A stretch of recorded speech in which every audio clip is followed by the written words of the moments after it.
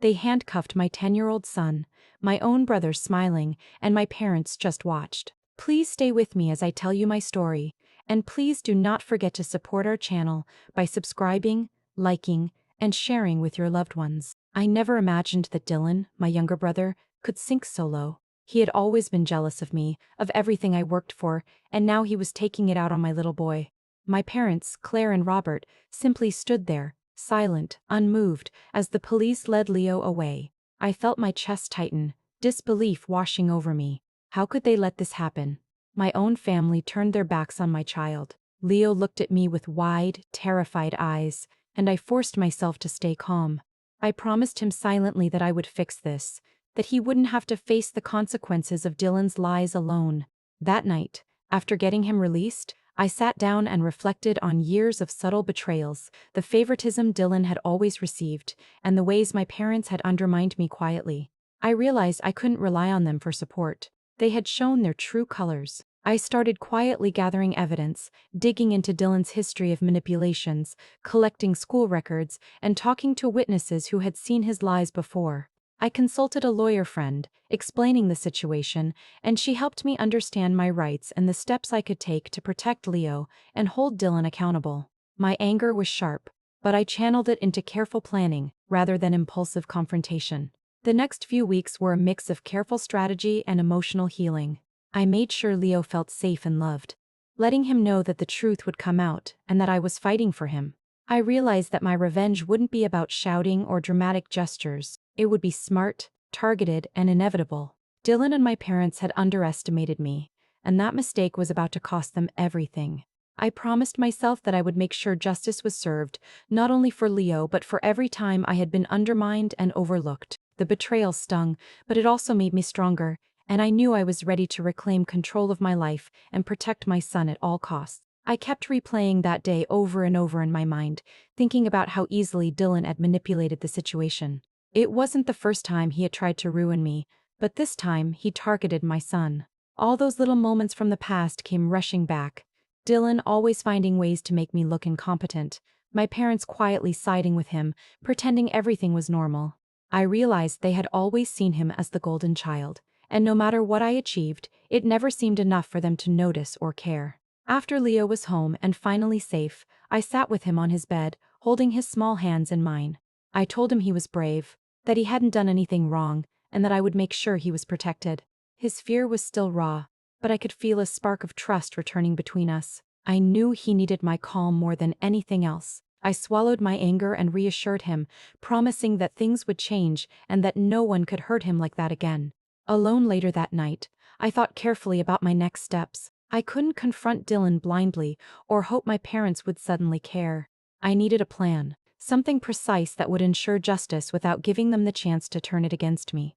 I reviewed what I knew about Dylan, his patterns, his arrogance, and the weaknesses he showed in professional settings. I started jotting down details, thinking about how I could use his own actions against him.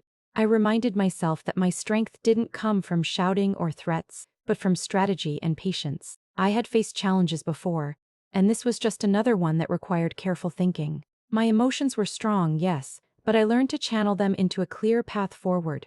I had to think like a chess player, anticipating every move Dylan might make and making sure he had nowhere to hide. That night, while Leo slept peacefully, I plotted quietly. I didn't need anyone's help, and I didn't need validation from the people who had always ignored me. I had one goal: to protect my son and make those who had betrayed us face the consequences. For the first time, I felt a sense of control, a clarity that came from knowing exactly what I had to do. No more waiting, no more hesitation. I would turn all the years of hidden grudges into a calculated plan that would ensure justice, and nothing or no one would stop me. I knew I couldn't handle this alone, so I reached out to my friend Rachel, a lawyer I had worked with years ago. I explained the situation calmly, leaving out the panic and fear I had felt in the moment. Rachel listened carefully and immediately understood how serious it was. She helped me see that Dylan's actions weren't random. They followed a pattern he had used before to manipulate situations and people. Together, we began collecting evidence. I requested school records, detailing every incident Dylan had tried to twist into a false accusation. I spoke to teachers who had witnessed his manipulations and made notes of their statements. Every little detail mattered. I obtained copies of police reports from that day and previous encounters that showed how Dylan had successfully used lies to get what he wanted. The more I dug, the clearer it became that Dylan had built a web of deception over years, and my parents had done nothing to stop him. The realization that Claire and Robert had silently supported Dylan cut deeper than his lies. They had always let him bend rules, ignore responsibilities, and manipulate situations without consequence. Their indifference wasn't just passive, it was a form of betrayal. They had watched me struggle, watched Leo get hurt, and yet they did nothing. I felt my anger grow, but it became sharper, focused. This wasn't just about punishment, it was about holding everyone accountable. I started mapping out the ways I could take action. Dylan had a career that relied on trust and credibility. Any exposure of his repeated dishonesty could have serious consequences. Similarly, my parents' professional lives were built on appearances of integrity. Their silence and complicity were now weaknesses I could use. I knew I needed to be precise. One wrong move, and everything could backfire.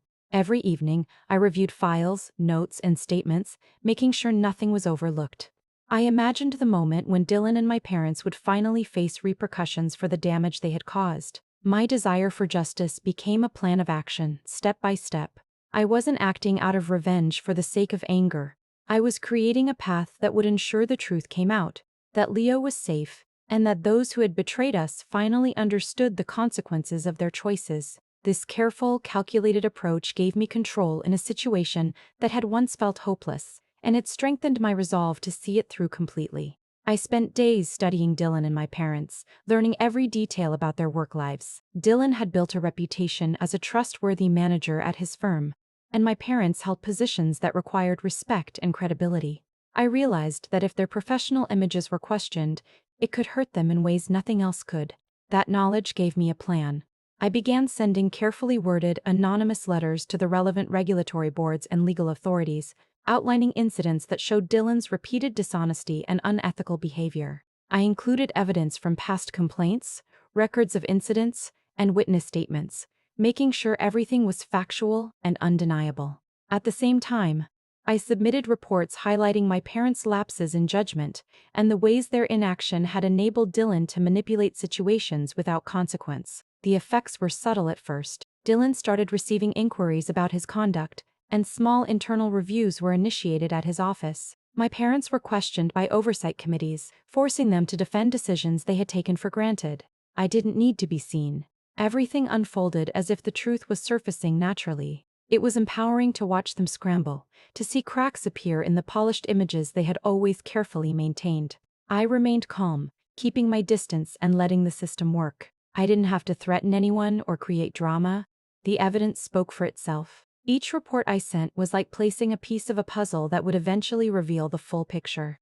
Dylan's arrogance made him underestimate the possibility that someone was quietly dismantling his safety net, and my parents' pride blinded them to their growing vulnerability. With every letter, every piece of evidence, I felt a growing sense of control. For the first time since the incident with Leo, I wasn't just reacting, I was leading the situation, directing it with precision.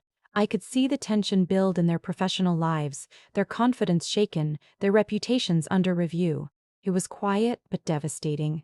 Knowing that justice was beginning to take shape gave me strength. I focused on what mattered most, protecting Leo and showing that those who betray others eventually face consequences. My approach was careful, calculated, and effective. I was no longer a powerless mother, watching her child suffer. I had become a strategist, turning betrayal into an opportunity to restore balance and ensure that Dylan and my parents would finally face the consequences of their actions. I had spent weeks digging through old documents and records, quietly piecing together evidence of my parents' mismanagement at their company. Years of sloppy bookkeeping, hidden mistakes, and questionable decisions had been covered up, but now I held the proof in my hands. I knew that if these details reached the right people, the consequences would be serious. It was a chance to reveal the cracks in the image my parents had always presented. Without leaving a trace, I submitted the documents to the company's board, requesting a thorough audit. The reaction was immediate. Internal investigations were launched, accountants were called in, and questions started pouring in. My parents went from their usual confident, controlling selves to frantic, defensive figures scrambling to explain months of errors. Every misstep and every cover-up suddenly became visible. I watched quietly from a distance, feeling a sense of satisfaction that justice was finally taking its course. Dylan, of course, noticed the stir. He tried to figure out who could be behind this sudden exposure, casting suspicious glances and asking questions, but he couldn't prove anything. Every attempt he made to defend his family's image only highlighted how vulnerable they had become. His arrogance and overconfidence, which had always caused so much pain, were now his weaknesses. As the audit unfolded, my parents' authority and credibility began to erode.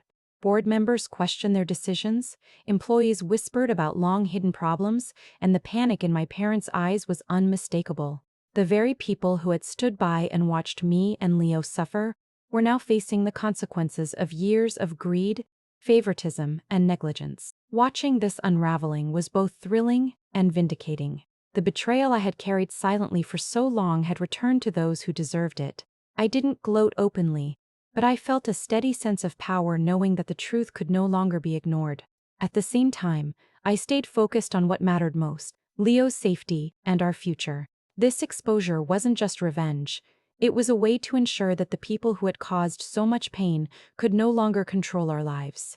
Their carefully maintained facade was crumbling, and I knew that once the audit concluded, their careers and reputations would never fully recover. For the first time in years, I felt that balance was returning, that the scales of justice were tipping in our favor, and that the betrayal that had haunted us for so long was finally being addressed. I started thinking about how to make Dylan feel the consequences without directly confronting him.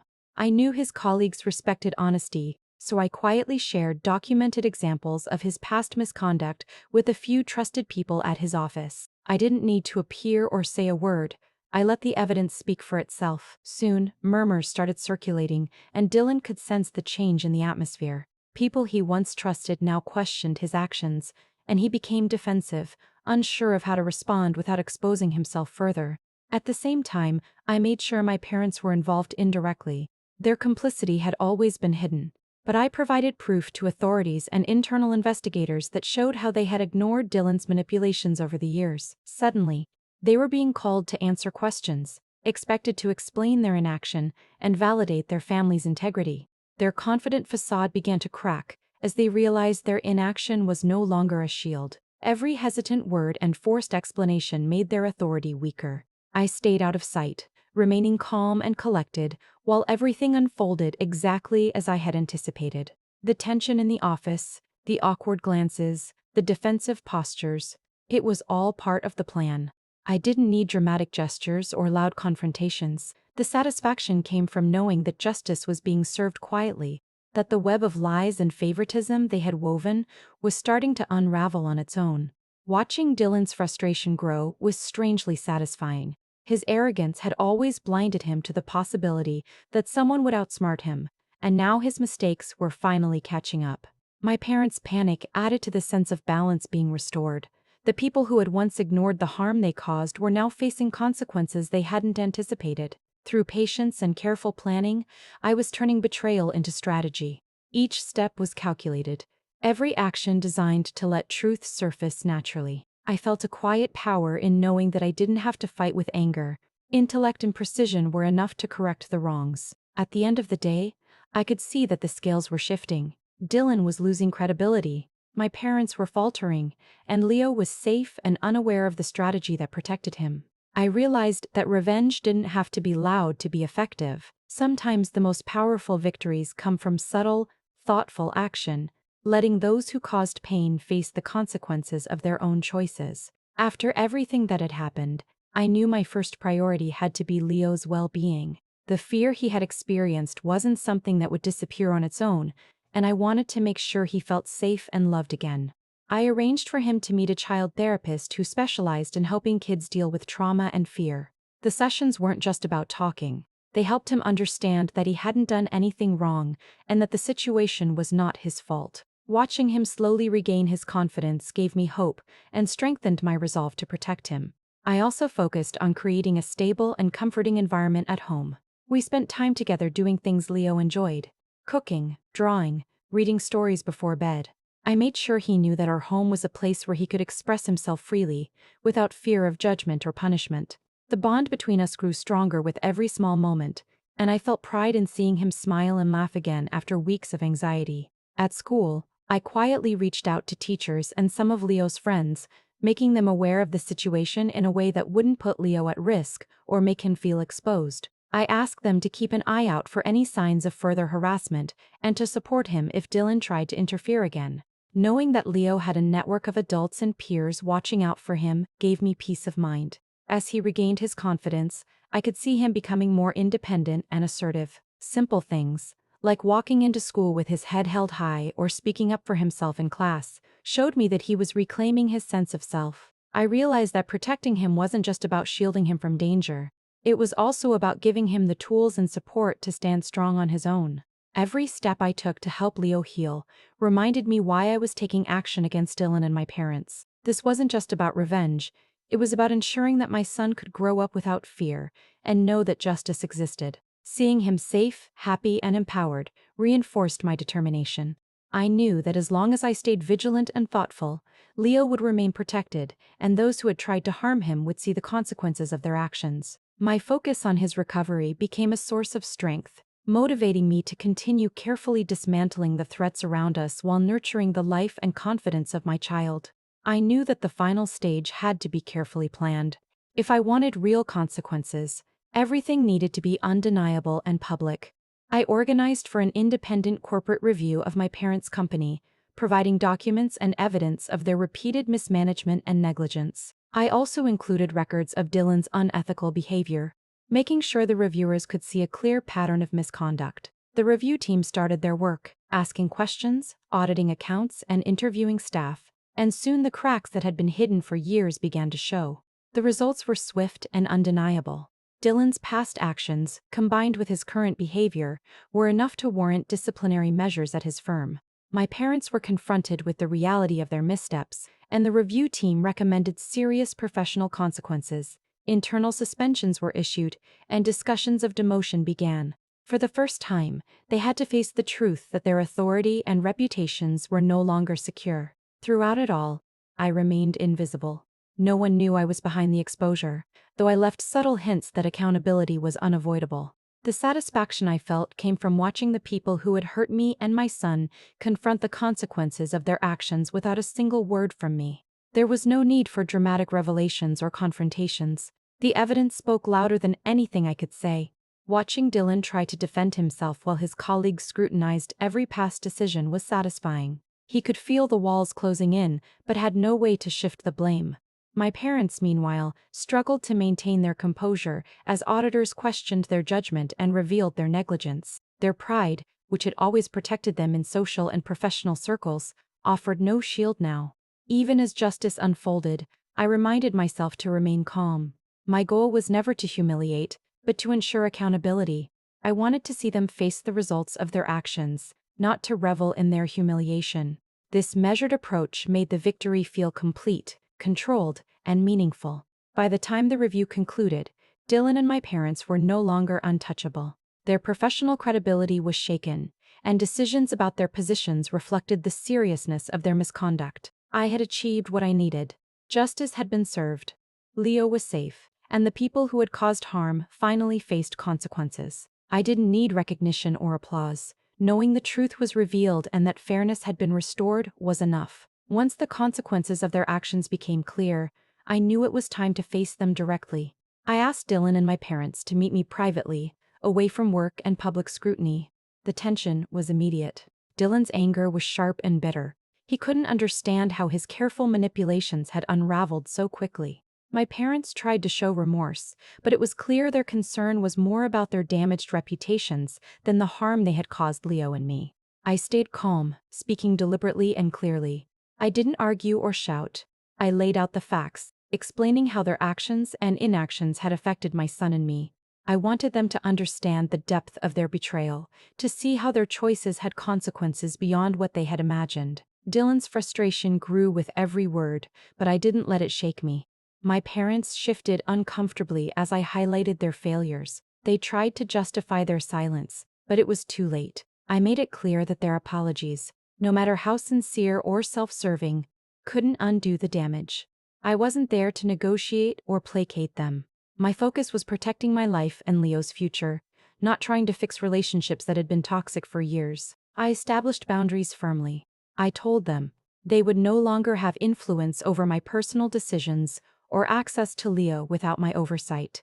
I explained that any attempts to interfere would be met with legal action if necessary. For the first time, I felt completely in control, knowing that the rules of engagement were mine alone. Dylan's anger and my parents' discomfort didn't intimidate me. They reinforced my sense of empowerment. I didn't need their approval or acceptance. Their careers might recover partially, but the trust they had destroyed was gone forever. I made it clear that the past would remain in the past, and any hope of returning to the family dynamic we once had was over. After the meeting, I felt a strange sense of relief. The confrontation wasn't about revenge anymore. It was about closure and reclaiming my life. I could focus fully on Leo and building a safe, loving environment without fear or interference. The weight of betrayal had lifted, replaced by a steady confidence that I could protect myself and my son. That day, I realized that empowerment didn't come from retaliation. It came from control, clarity, and the courage to cut toxic ties permanently. For the first time in years, I could move forward without looking back. After everything had settled, I decided it was time for a fresh start. Leo and I moved to a new neighborhood, somewhere quiet and safe where he could play and grow without fear. The change of scenery was more than just physical. It was a chance to leave the past behind and build a life that wasn't shadowed by betrayal or fear. The first few days felt strange, but slowly, the new environment became a place of comfort and hope. I focused on my career, determined to rebuild my professional life on my own terms. Free from the influence of my parents and Dylan, I was able to fully concentrate on my work. My reputation grew steadily as colleagues and clients noticed my dedication and integrity. It was empowering to succeed without the weight of family interference or sabotage, and every achievement reminded me that I was capable of more than I had ever imagined.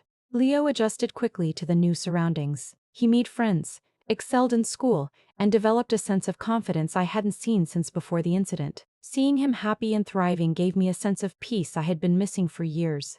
It was proof that our decision to step away from toxic influences was the right one. Living in our new home, I often reflected on the journey that had brought us here. The betrayal we endured had been painful, but it had forced me to grow, to think strategically, and to act with precision. Every step I had taken to protect Leo and hold those who hurt us accountable had strengthened my resolve and sharpened my understanding of justice. What had started as fear and anger had transformed into calculated empowerment and resilience. I no longer felt tied to the past or obligated to forgive. Instead, I felt free to focus on the present and the future. Each day was an opportunity to nurture Leo, to build memories, and to create a life defined by safety, trust, and independence. The quiet satisfaction of knowing we had overcome adversity without losing our integrity was a reward in itself. Looking back, I understood that betrayal had taught me strength. It had shown me that adversity could be transformed into action, and that patience and strategy could achieve justice far more effectively than anger alone.